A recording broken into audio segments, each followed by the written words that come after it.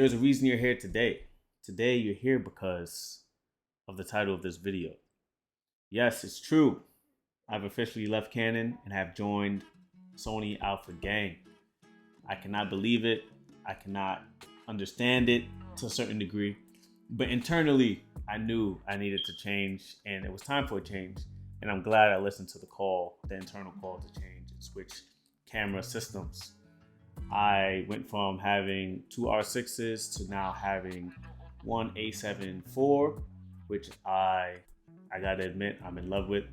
It is a beautiful camera and it has a lot of similarities compared to the R6. I think that is why it made the switch so much easier to do because of the similarities between the two. I will quickly discuss the similarities between the two before I go into why I switched from Canon to Sony.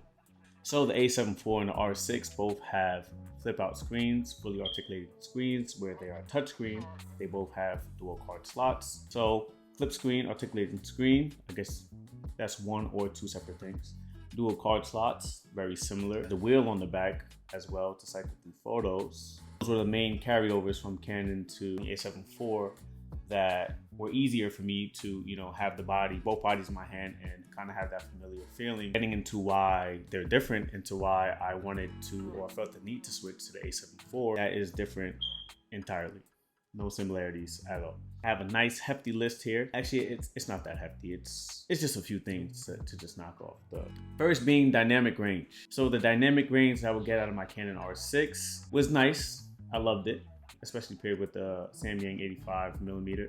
I love that lens. I would get some pretty good dynamic range, but I would not get that consistently simply because I didn't have lenses that went to, that many lenses that went to 1.4 and 1.2, whereas I do now with the Sony, it makes all the difference having these lenses that reach that 1.2, 1.4 aperture, especially when you're doing portraits and couple shoots. Obviously, you can make it work with 1.8s, which is fine. It's just that I've seen that the differences between the Sony and Canon's dynamic range, especially when it comes to photo and video, were completely different. Another thing is low light capabilities. So low light capability in the Sony, for me, is superior to Canon, especially now that I'm doing a lot more video. I see that it's a necessity and a need more so than a want.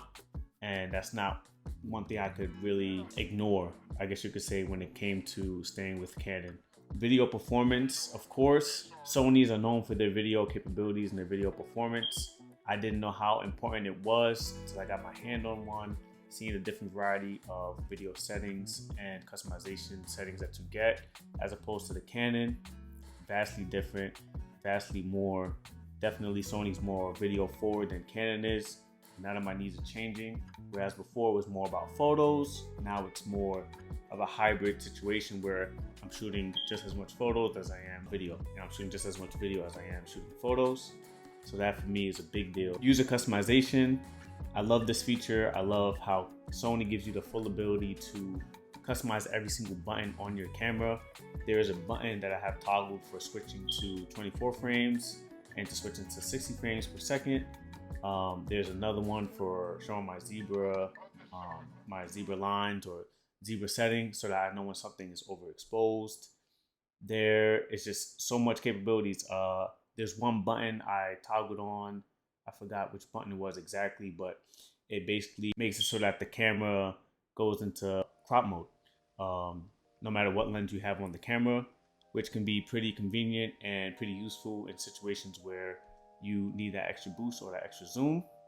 And for that, I love it. 5 on the list is better lens selection. So this is a big deal because though Canon's RF glass is beautiful and so sleek and so amazing, it is expensive. Not to say that these G Masters are not expensive, they are. It's just that the deal that I happened to come into when making the switch from Canon to Sony was just too sweet to give up. And I was blessed to get these two G Masters, the 50mm 1.2 and the 35mm 1.4. But better lens selection overall goes to Sony simply because you have third-party brands like Tamron, Sigma, providing cheaper options for Sony users to be able to have those same looks without spending as much money on the Sony version of that lens. Whereas with Canon, you could not really do that. because they don't have much third-party options. They do with Sigma, but not so much anywhere else. Portability and lightness of Sony versus Canon, especially with these cameras, they're just built differently. They feel lighter in your hand. Canon still have, even though they're mirrorless now, they still have that bulky sturdiness feeling, which, you know, it's a preference thing. Some people like, some people dislike. I definitely like having, you know, not that much weight in my hand. Obviously, it depends on the lens attachment you have on your camera as well. But overall, the bodies are smaller, the lenses are smaller. That's a win-win, you know, especially when traveling. You just want to travel light. You never want to travel or feel like you're traveling with too much. And in this case, sometimes it just feels like too much with Canon equipment. The megapixels in the A7 IV, 33 megapixels compared to the Canon R6 having only 20 megapixels. No brainer. Opportunity came to switch. I had to take it. I didn't know how much megapixels I needed until I got it, because man, is it a difference. I'm able to crop in on images that I could not crop in on with my Canon R6 due to losing quality in images because the lack of megapixels. And 33 megapixels is definitely a sweet spot for, you know, content creation, social media posting, websites, stuff like that. Like, it's just definitely a perfect place to be and have, you know, your megapixel count be at. No recording limit. Big deal. Big deal. Huge if you're into video. Huge deal if you're into video. I would record these YouTube videos on my Canon and it would stop after 30 minutes. And I'll definitely go on longer than 30 minutes. But with the Sony, there is no recording limit. And that's a big deal for not only YouTube videos, but for interviews and pretty much anything that's going to require you to be recording for longer than 30 minutes. The autofocusing on the A7 IV. My golly. Not my golly. Let me chill. There's a difference. There's definitely a difference. Compared to the R6 does have a great autofocusing system. It just hunts a lot and it's not always accurate. So what I realized with the A7 IV is that it hunts, but what?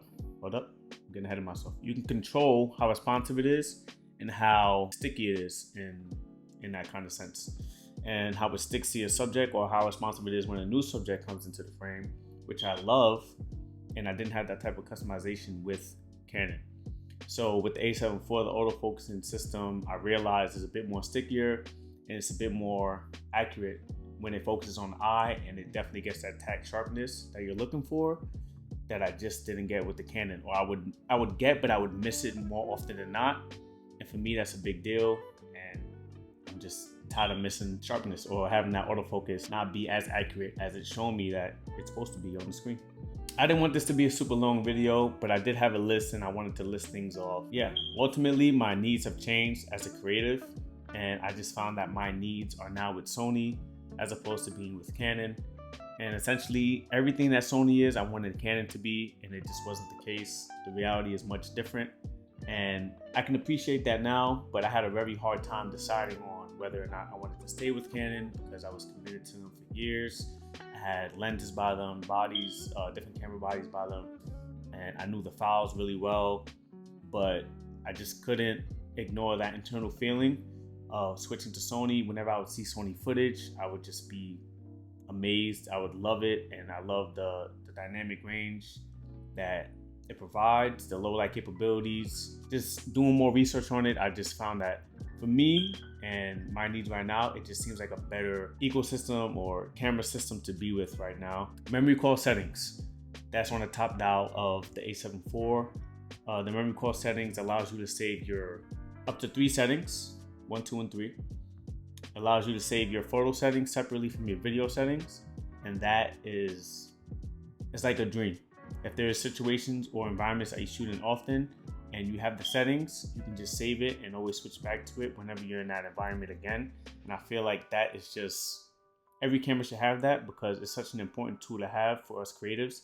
Instead of, I don't know, writing down the settings you had for the place or finding it again in manual when you get to the location.